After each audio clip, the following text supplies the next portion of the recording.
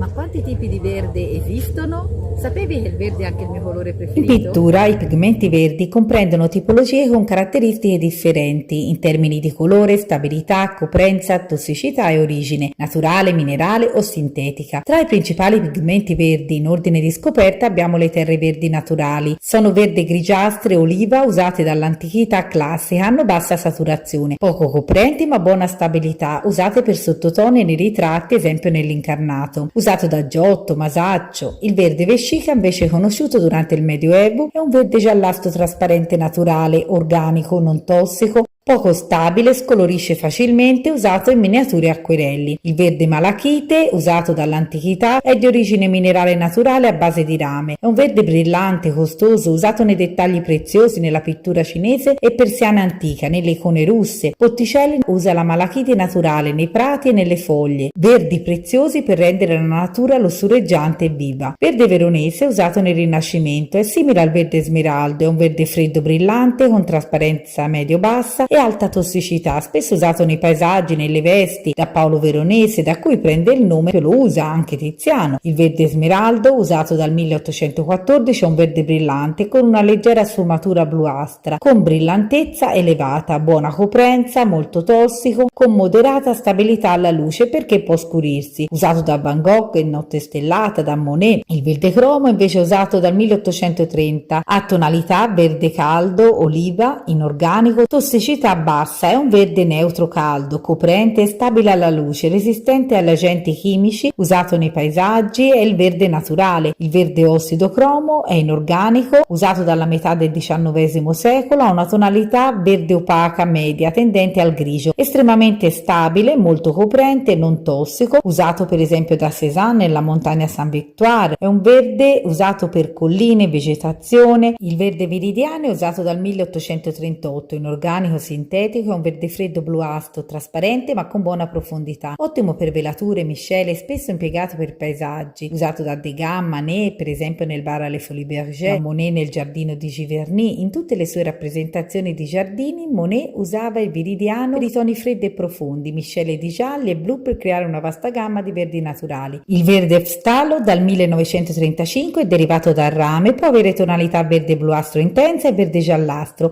È un colore sintetico organico molto intenso e trasparente, tende a dominare nelle miscele, resistente e stabile alla luce, ampiamente usato in pittura moderna, estremamente forte e stabile, consigli d'uso riguardo alla miscelazione dei colori. Alcuni verdi, come per esempio l'oftalo, vanno smorzati con rossi o terre per evitare colori innaturali. Per quanto riguarda le velature, il viridiano e